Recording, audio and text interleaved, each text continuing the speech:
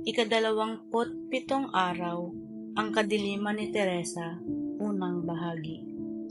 Kahapon, nakatuon tayo sa kadiliman ng mundo at sa mga paraan kung paano natin matutulungan ang mundo sa pamamagitan ng banal na awa.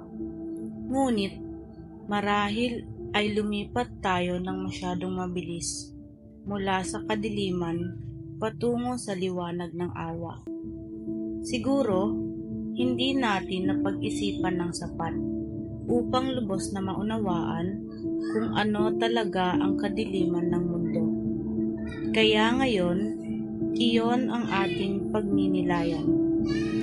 Mas partikular, pag-aaralan natin ang ugat ng kadiliman ng mundo at kung paano ito nakaapekto kay Santa Teresa.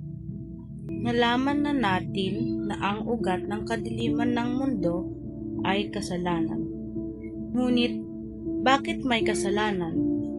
Kung babalikan natin ang simula mula sa unang araw, natutunan natin na ang kasalanan ay nagmula sa kawalan ng tiwala sa kabutihan ng Diyos, sa kakulangan ng pananampalataya sa Diyos at sa Kanyang salita. Kaya, iyon ang pinagmulan ng kadiliman ng mundo. Ito ay kung saan namumuhay ang mga tao na parang hindi umiiral ang Diyos, na parang walang langit, na parang walang mundong ito lamang ang mayroon.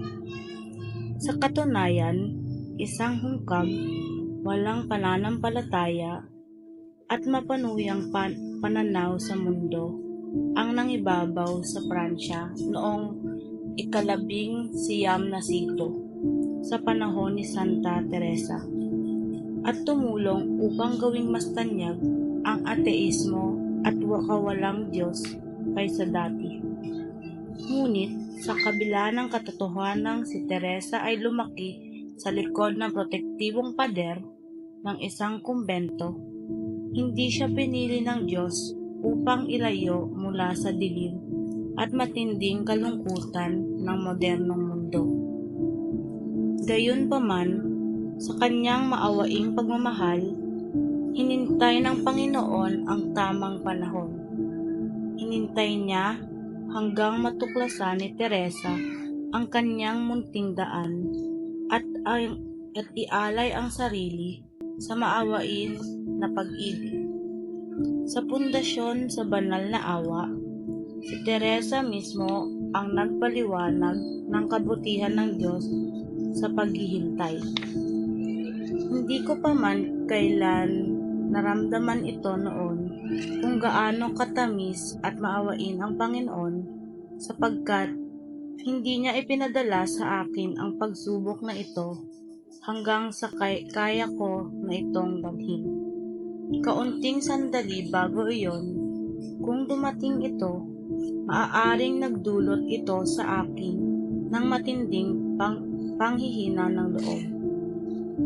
Ngunit, ano ang pagsubok na ito na ipinadala ng Panginoon kay Teresa? Inilarawan mismo ng santo ang sumusunod.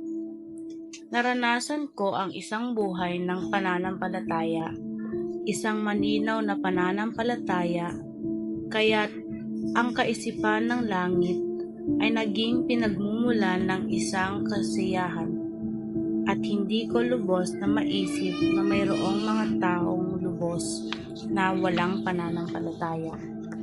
Naniwala ako na sila ay nagsasalita laban sa kanilang sariling paniniwala kapag itinatanggi nila ang pag-iral sa langit, ang napakagandang langit kung saan nais mismo ng Diyos na sila ay kanyang gantimpalaan magpakailanman. Sa gitna ng masasayang araw ng panahon ng Pasko ng Pagkabuhay, ipinadama sa akin ni Kristo na may tunay na mga kaluluwang walang pananampalataya at nasa pamamagitan ng maling paggamit ng grasya, nawala nila ang mahalagang kayamanang ito, ang tanging tunay at dalisay na kasiyahan. Hinayaan niyang lamunin ng matinding kadiliman ang aking kaluluwa at ang pag-iisip tungkol sa langit, na dati ay matamis para sa akin, ay naging sanhi na lamang ng pakikibaka at paghihirap.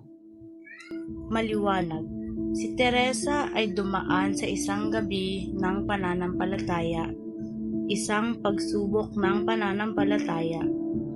Ngunit, ang isa pang mahalaga salita sa pagsubok na ito ay ang langit na lubhang kawili-wili. Pagkatapos ng lahat, ito ay direktang tumutugma sa diwa ng Little Way, munting landas, na talagang tungkol sa langit. Ibig sabihin, bilang isang landas, ito ay may patutunguhan. Ngunit saan? Patungo sa langit. Sa katunayan, ang layunin ng Little Way ni Teresa ay langit. Ngayon, kaya ng ating natutunan, ang tatlong pangunahing paraan upang makamit ang layuning iyon ay ang pagtitiwala, pagsisikap, at pagkilala. Pagkilala sa ano? Pagkilala sa kadilimang dulot ng pagiging maliit, walang magawa, at mahina. Kaya, hanggang panahon ng kanyang pagsubok ng pananampalataya na inilarawan niya sa itaas, ang kadiliman ng Little Way ni Teresa ay tungkol sa pagkilala sa kanyang kawalan ng kakayahan at pakiramdam na hindi niya kayang abutin ang kabanalan. Ngunit ang kadilimang iyon ay kalaunan ay naging kanyang kagalakan. Dahil matibay siyang naniwala at nagtitiwala na bababa ang Diyos at iaangat siya patungo sa kaitaasan ng langit, pagkatapos ng lahat, ganoon gumagana ang awa. Bumaba ito sa pinakamababang lugar at nagtataas. Ngunit sa pagsubok ng pananampalataya ni Teresa, ang hamon ng pagtitiwala ay hindi lamang tungkol sa sarili niyang kadiliman, ang kadiliman na kanyang pagiging maliit, kundi tungkol sa isang mas malalim na kadilimang umaatake mismo sa layunin ng kanyang pananampalataya, pag-asa at pag-ibig. Ibig sabihin, hindi na lamang ito tungkol sa pagtitiwala sa Panginoon ng Diyos, na iangat siya patungo sa kaitaasan. Sa halip, ito ay tungkol sa pagtitiwala na may Diyos, na may langit, na sa gitna ng kadilimang hindi makita ang layunin, hindi naisin ang layunin, at hindi maramdaman kahit nakatiting na galak sa pag-iisip ng layunin. Dahil nagpatuloy si Teresa sa pagtitiwala sa Diyos, kahit sa harap ng pagsubok ng dobleng kadiliman, ang kadiliman ng kanyang kawalang kakayahan at ang kadiliman ng mga tukso laban sa Diyos at langit, nararapat lamang siyang tumanggap ng pagpapalang ibinigay kina Abraham at Maria. Tunay ngang pinagpala siya sapagkat naniwala siya sa pangako ng awa ng Diyos na iaangat siya sa kaitaasan ng kabanalan. Kahit na siya ay walang magawa at kahit na parang sa kanya ay wala ng Diyos at wala ng langit, tunay siyang umaasa laban sa pag-asa at nagpatuloy siya sa pag-asa, pagtitiwala at paniniwala hanggang sa pinakahuli. Panalangin. Halina, banal na Espiritu, apoy ng awa, tulungan mo akong magtiwala sa gitna ng dobleng kadiliman ng aking kahinaan at mga tukso laban sa Diyos at langit. Jesus, Hari ng awa, nagtitiwala ako sa iyo. Amen.